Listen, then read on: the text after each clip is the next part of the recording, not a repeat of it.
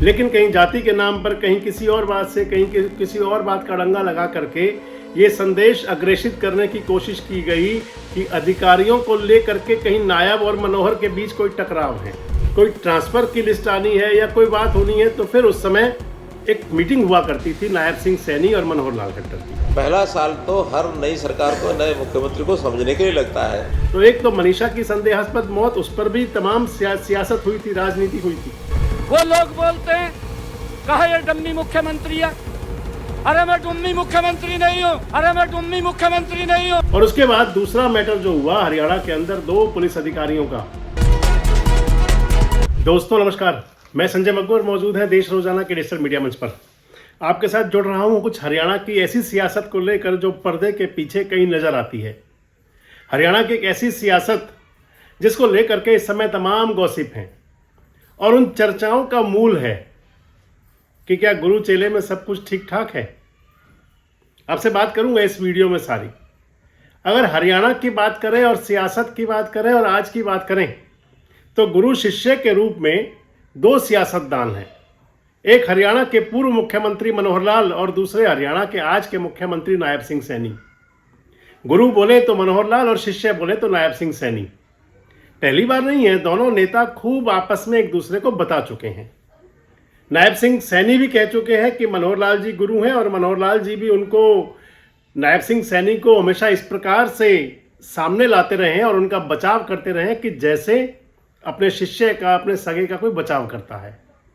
और मैं अगर आपसे कहूं तो परंपरा जो रही है, सियासत की परंपरा कहें या गुरु परंपरा रहे, तो उसके अंदर गद्दी तो शिष्य को ही मिला करती है। मनोहर लाल के शिष्य भी हैं नायब सिंह सैनी और गद्दी भी मनोहर लाल वाली उन्हीं के पास ही है। लेकिन हरियाणा की सियासत के अंदर अगर कहें तो लगभग पिछले कुछ महीनों से कहीं ना कहीं इस प्रकार की बातें चल रही हैं कि क्या सब कुछ ठीक है, क्या हरियाणा की ब्यूरोक्रेसी में, हरियाणा की राजनीति में, हरियाणा के जो भारतीय जनता पार्टी का जो इंटरनल पॉलिटिक्स है उसके अंदर सब कुछ ठीक है। कहीं चर्चाएं होती हैं कि क्या नायब सिंह सैनी डमी मुख्यमंत्री हैं, कहीं चर्चा होती है कि क्या सुपर सीएम है मनोहर लाल, कहीं चर्चा होती है कि क्या मनोहर लाल हर काम में इंटरफेयर करते हैं। इस प्रकार की तमाम बातें हैं और इसको लेकर के बड़ी गॉसिप हुआ करती है। हालांकि नायब सिंह सैनी भी और मनोहर लाल भी कई बार इशारे इशारे में सब कुछ बता चुके हैं, लेकिन इसके बावजूद है, क्योंकि राजनीति जो है वो शिगुफों से ज्यादा चलती है। राजनीति के अंदर हवाबाजी, शिगुफे, चर्चा और उसको फिर हवा देना, ये नॉर्मल बात हुआ करती है। दरअसल अगर आपसे सारा जिक्र करें हरियाणा की सियासत और इस सियासत के अंदर मनोहर लाल और नायब सिंह सैनी की भूमिका, तो 2014 में हरियाणा के अंदर जब लोकसभा का चुनाव हुआ और उस लोकसभा चुनाव के अंदर मोदी के नेतृत्व में देश के अंदर स्पष्ट बहुमत से भाजपा की सरकार बनी, तो फिर हरियाणा के अंदर भी मोदी लहर एक तरह से चल पड़ी। 2014 का जो विधानसभा चुनाव हुआ, कोई चेहरा नहीं था भारतीय जनता पार्टी का कि सीएम का फेस कौन होगा, चेहरा मोदी थे। और 2014 के विधानसभा चुनाव में करिश्मा हुआ, उसे करिश्मा ही कहेंगे कि हमेशा 2, 4, 6, 8, 10 सीटों पर रहने वाली भारतीय जनता पार्टी 2014 में अपने दम पर स्पष्ट बहुमत की सरकार बनाने में कामयाब हुई। 47 विधायक मिले। उस समय मनोहर लाल भी एमएलए बने और उस समय नायब सिंह सैनी भी एमएलए बने। मनोहर लाल का वो पहला ही चुनाव था और नायब सिंह सैनी उससे पहले भी चुनाव लड़के शिकस्त खा चुके थे, चुनाव हार चुके थे। उससे पहले मनोहर लाल का पहला चुनाव था। मनोहर लाल पसंद थे मोदी की और बन गए हरियाणा के मुख्यमंत्री। जब वो हरियाणा के मुख्यमंत्री बने तो फिर कुछ समय बाद नायब सिंह सैनी भी मनोहर सरकार के अंदर उनके बतौर राज्य मंत्री उनके वजारत में शामिल रहे। 2014 से आया 2019 का चुनाव जब आया लोकसभा का, और जब लोकसभा के लिए टिकट वितरण हो रहा था तो मनोहर लाल ने कुरुक्षेत्र लोकसभा के लिए नायब सिंह सैनी का नाम आगे बढ़ा दिया। नायब सिंह सैनी सांसद हो गए, उनको कुरुक्षेत्र लोकसभा का टिकट मिला। और 2019 का चुनाव ऐसा चुनाव था कि जब हरियाणा में 10 के 10 सांसद भारतीय जनता पार्टी के थे। नायब सिंह सैनी सांसद बन गए। इधर हरियाणा की राजनीति में भी कुछ ना कुछ चल रहा था। और नायब सिंह सैनी मनोहर लाल के प्रिय थे, इसमें कोई दो राय नहीं है। 2023 में जब भारतीय जनता पार्टी के अंदर संगठनात्मक उठापटक शुरू हुई, ओम प्रकाश धनखड़ हरियाणा के प्रदेश अध्यक्ष हुआ करते थे। बात चली कि हरियाणा को प्रदेश अध्यक्ष नया मिलेगा, तो फिर प्रदेश अध्यक्ष के लिए मनोहर लाल की पसंद नायब सैनी थे और नायब सैनी हरियाणा बीजेपी के प्रदेश अध्यक्ष हो गए। मार्च 2024 में जब हरियाणा की वजारत बदल रही थी, मोदी ने सोच लिया था कि मनोहर लाल को केंद्र में ले जाना है, तो मनोहर लाल से कहा गया कि अपना विकल्प आप दे दीजिए कि हरियाणा कौन देखेगा। तो उस समय मनोहर लाल की नज़र घूम फिरकर जब गई तो गई वो फिर नायब सिंह सैनी पर। नायब सिंह सैनी उस समय विधायक भी नहीं थे। नायब सिंह सैनी हरियाणा के मुख्यमंत्री चुन लिए गए, हरियाणा के मुख्यमंत्री भी हुए और इसके साथ साथ वो भारतीय जनता पार्टी के प्रदेश अध्यक्ष भी हुए, क्योंकि 6 महीने के अंदर अंदर उनको विधायक बनना था। तो करनाल की विधानसभा खाली की, वो विधानसभा जहां से मनोहर लाल एमएलए थे, अपना रिजाइन दिया। हालांकि बाद में वहीं से सांसद बने करनाल से ही, लेकिन पहले विधायक पद से इस्तीफा दिया और इधर नायब सिंह सैनी उसी करनाल विधानसभा से उपचुनाव जीतकर एमएलए बने जहां से मनोहर लाल विधायक थे। 2024 का लोकसभा चुनाव हुआ, हरियाणा के अंदर वो सफलता तो नहीं मिली भारतीय जनता पार्टी को, क्योंकि पूरे देश के अंदर स्थिति ऐसी थी, लेकिन हरियाणा में 5 सांसद भारतीय जनता पार्टी के हुए, 5 सांसद बने हरियाणा से। विधानसभा का चुनाव आ गया। विधानसभा चुनाव के अंदर जो चेहरा था वो नायब सिंह सैनी का था, लेकिन जो मोहरा था, यानी कि जिस पर बिसात बिछाई जा रही थी, वो मनोहर लाल थे। पर्दे के पीछे मनोहर लाल थे, नीतियां पॉलिसियां सभी कुछ मनोहर लाल वाला था और नायब सिंह सैनी चेहरे के रूप में सामने थे। चुनाव हुआ 2024 का विधानसभा का, और उस चुनाव के अंदर पहली बार भारतीय जनता पार्टी को अपार सफलता मिली। 47 से भी ज्यादा विधायक मिले, अब की बार 48 एमएलए आ गए। इधर हरियाणा में सरकार बनी और उधर कहीं ना कहीं किसी ना किसी प्रकार की गुफ्तगू, कुछ ना कुछ जो चुस्कियां होती हैं राजनीतिक, वो शुरू हो गई। और इन चुस्कियों के अंदर जो महत्वपूर्ण बात आप मान सकते हैं कि विपक्ष के लोग नहीं थे। हवाएं चलाने में विपक्ष के लोग तो बाद में थे, पहले भारतीय जनता पार्टी के लोग ही थे। एक तो ब्यूरोक्रेसी का वो वाला पार्ट कि जिनको लग रहा था कि अब शायद उनका कोई सिस्टम ठीक हो, क्योंकि हरियाणा के अंदर जो ब्यूरोक्रेसी में जो चल रहा है, आज भी आप देख सकते हैं जिस प्रकार की गुटबाजी हरियाणा के अंदर ब्यूरोक्रेसी की हुई, वो एक अपने आप में आप कह सकते हैं कि मिसाल आने वाले समय की बनेगी। तो एक हिस्सा तो वो हुआ कि जिनको कहीं पोस्टिंग में कहीं कोई दिक्कत थी, कोई कमियां थी, तो उन्होंने नायब और मनोहर के बीच में तुलना करनी शुरू कर दी और यहीं से एक प्रकार से संदेश देना शुरू किया। बातें ब्यूरोक्रेसी से निकलती हैं, सचिवालय से चलती हैं, और वहीं से बातें चलनी शुरू हुई कि क्या सब कुछ ठीक नहीं चल रहा।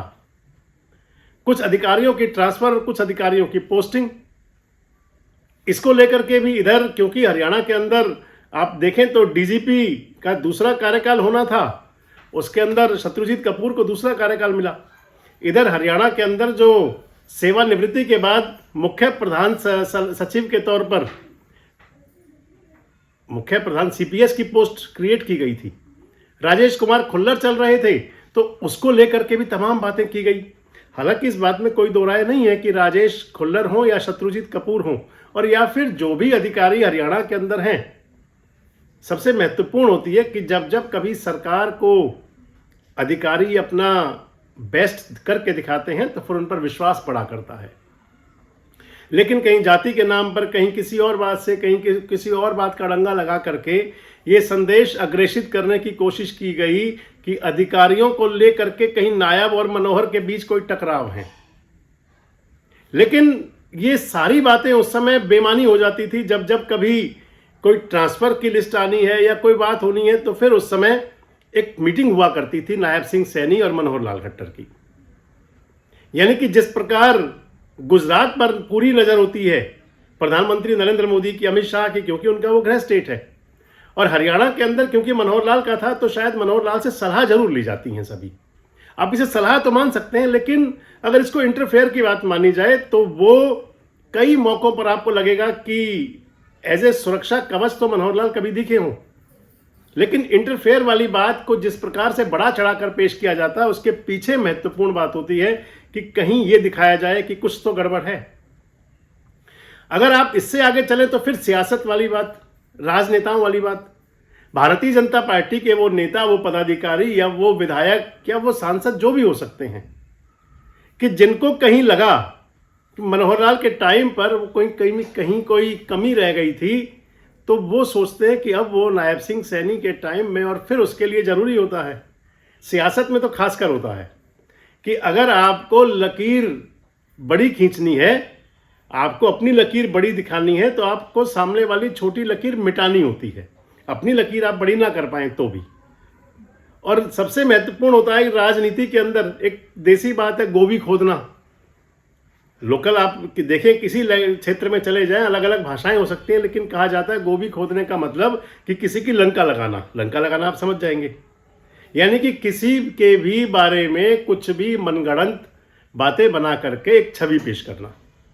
और दूसरा हुआ करता है कि जिसको चुगली कह सकते हैं, और सियासत के अंदर तो कान भरना सबसे बड़ी कला मानी जाती है।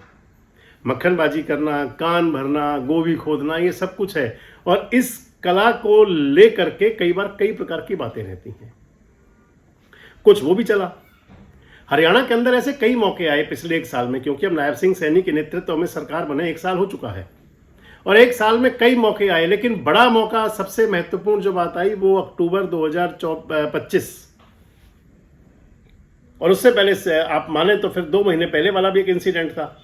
यानी कि जब हरियाणा के अंदर एक मनीषा का सुसाइड का, आप मनीषा की मौत का मामला कहेंगे, क्षमा कीजिए, सुसाइड हम जब तक नहीं कह सकते जब तक सीबीआई जांच के अंदर सब कुछ क्लियर नहीं होता। हालांकि हरियाणा पुलिस तो कह चुके कि वो सुसाइड था, लेकिन अभी वो संदेहास्पद मौत है। अभी मनीषा की मौत का मामला संदेहास्पद ही कहा जाएगा। तो एक तो मनीषा की संदेहास्पद मौत, उस पर भी तमाम सियासत हुई थी, राजनीति हुई थी। और उसके बाद दूसरा मैटर जो हुआ हरियाणा के अंदर, 2 पुलिस अधिकारियों का, एक IPS ADGP Y Puran Kumar का सुसाइड, और दूसरा हरियाणा पुलिस के assistant sub inspector Sandeep Lathar का सुसाइड। और इन दोनों मामलों ने हरियाणा के अंदर आप माने तो एक बार तो ऐसी परिस्थिति पैदा कर दी थी कि जैसे एक बार फिर हरियाणा जातीय तनाव में आमने सामने होगा।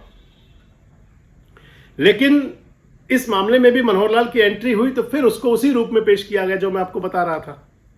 लेकिन अगर आप समझें तो इस मामले के अंदर जो मनोहर लाल की एंट्री थी, वो कहीं एक इस प्रकार का संकेत थी कि कहीं किसी प्रकार का जातीय तनाव हो रहा है, तो उसको होने से पहले ही रोक दिया जाए, उसको पहले ही रोक लिया जाए। और उसका रिजल्ट भी सबके सामने आया। रिजल्ट भी है कि आज उस मामले के अंदर इस समय कम से कम हरियाणा के अंदर जातीय तनाव वाली बात तो कम हो चुकी है, या नहीं है, कम है पहले से। और बात वही आ जाती है कि फिर आखिर मनोहर और नायब के बीच आखिर है क्या। तो इसका जवाब भी मिला पिछले दिनों, जब ये मामला सब शांत हो चुका था। तो 17 अक्टूबर को हरियाणा के अंदर तमाम जिलों के अंदर एक प्रेस कॉन्फ्रेंस हुई थी नायब सिंह सैनी का 1 साल पूरा होने पर रन फॉर यूनिटी के लिए। फरीदाबाद में थे मनोहर लाल खट्टर। जब मनोहर लाल से पूछा गया तो उन्होंने कहा था कि अभी नायब सिंह सैनी का पहला साल हुआ है, अब आगे 4 साल वो जमकर परफॉर्मेंस देंगे। पहला साल तो हर नई सरकार को, नए मुख्यमंत्री को समझने के लिए लगता है। तो पहला साल आज उनका पूरा हुआ है, सारी बातें उनको ध्यान में आ गई है, समझ में आ गई हैं। अब उनको 4 साल अगले इस टाइम के शेष हैं, जब वो धड़ाधड़ अपनी नई योजनाओं को लागू करेंगे, चलाएंगे। इसलिए पहले साल में ऐसी नई अपेक्षाएं करना, हाँ, सारी जो पिछली योजनाएं हैं ठीक बराबर उनको आगे बढ़ाने का काम किया है। हर योजना के लिए पूरा करने के लिए समय लगता है, तो जो चलती हुई योजनाओं को पूरा करना, उसको चालू रखना बड़ा काम होता है। इसलिए अब नई योजनाएं जो आएंगी वो 1 साल बीतने के बाद शुरू की जाएंगी। निश्चित रूप से आपको अगले साल में कुछ बातें ऐसी मिलेंगी, यानी किसी प्रकार की कोई गुंजाइश नहीं।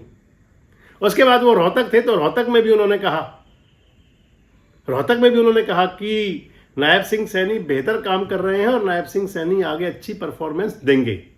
दूसरी बात हुई, इधर कहीं अगर उनसे कुरेदा गया तो उसमें मनोहर लाल ने स्पष्ट कह दिया कि वो तो राजनीति के अंदर एक स्वयंसेवक के रूप में, कार्यकर्ता के रूप में जो संगठन ड्यूटी लगा देगा वो ड्यूटी पूरी करनी है। और इधर अगर नायब सिंह सैनी से पूछा गया तो उन्होंने बड़ा स्पष्ट कह दिया कि यह डमी और सुपर कुछ नहीं है। 48 विधायक हैं भारतीय जनता पार्टी के और 48 विधायकों ने अपना मुख्यमंत्री चुना हुआ है। कुछ लोग बोल रहे हैं, वो लोग बोलते हैं कहा ये डम्मी मुख्यमंत्री है। अरे मैं डम्मी मुख्यमंत्री नहीं हूं, अरे मैं डम्मी मुख्यमंत्री नहीं हूं, अरे मैं डम्मी मुख्यमंत्री नहीं हूं। लेकिन इसके बावजूद ये सियासत के रंग हैं जो लगातार चलते रहते हैं। सियासत ऐसी है जो कहीं थमती नहीं है और इसी सियासत के बीच हरियाणा के अंदर हरियाणा सरकार का यानी कि नायब सैनी सरकार पार्ट 2 का पहला साल और बीजेपी की हैट्रिक सरकार का पहला साल, 3 साल तीसरी बार लगातार सरकार है, वो पूरा हो चुका। और इस बीच में कहीं ना कहीं ये दिखाने की कोशिश हो रही है कि कुछ रस्साकशी है। आपको भी लगती है कोई रस्साकशी और या फिर सब सामान्य है? क्या मनोहर और नायब के बीच के रिश्तों के बीच कोई दरार है और या फिर ये कुछ बनाने की कोशिश होती है? कमेंट बॉक्स में जरूर बताएं। जुड़े रहे हमारे साथ, देखते रहे देश रोजाना।